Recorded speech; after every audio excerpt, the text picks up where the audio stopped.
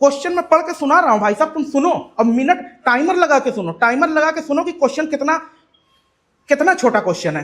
Question कह रहा है कि 42वें नंबर का क्वेश्चन है, एक बहुजातीय जिले में जहां आर्थिक प्रतिस्पर्धा और ऐतिहासिक शिकायतों के परिणाम स्वरूप प्राय सामुदायिक तनाव उत्पन्न होते हैं, वहां एक जनजातीय उपग्राम के निकट एक अपशिष्ट प्रबंधन सुविधा केंद्र के लिए भूमि आवंटित करने के संबंधी एक सरकारी निर्णय से एक चिंगारी निकली और जनजातीय समुदाय का विरोध भड़क उठा, जिसमें दावा किया गया कि यह भूमि उनके सांस्कृतिक पहचान के लिए पवित्र और महत्वपूर्ण है। उसी समय शहरी निवासी और स्थानीय उद्योग समूह के एक उपयुक्त निपटान स्थल के न होने के कारण उत्पन्न ठोस अपशिष्ट की गंभीर चुनौतियों और स्वास्थ्य चिंताओं का हवाला देते हुए इस परियोजना का समर्थन करते हैं।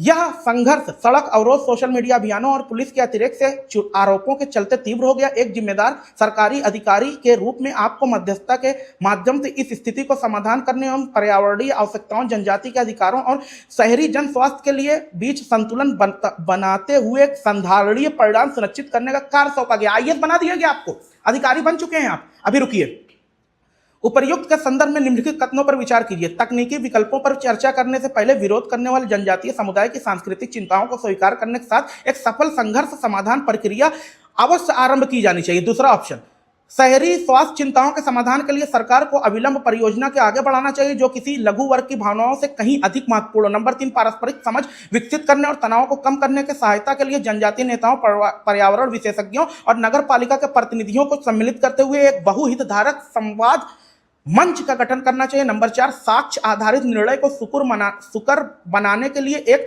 स्वतंत्र पर्यावरणीय और सामाजिक प्रभाव मूल्यांकन को संचालित करना और प्राप्त निष्कर्षों को दोनों पक्षों के साथ पारदर्शी रूप से साझा करना। अभी क्वेश्चन खत्म नहीं हुआ, रुके रहना, टाइमर देखते भी रहना।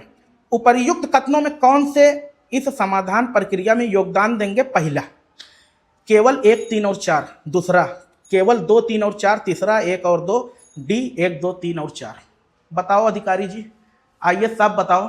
अबे तुमको लगेगा कि मेरे साथ हुआ क्या है, फिर जाओगे क्वेश्चन पढ़ने, फिर 3 मिनट पढ़ के आओगे।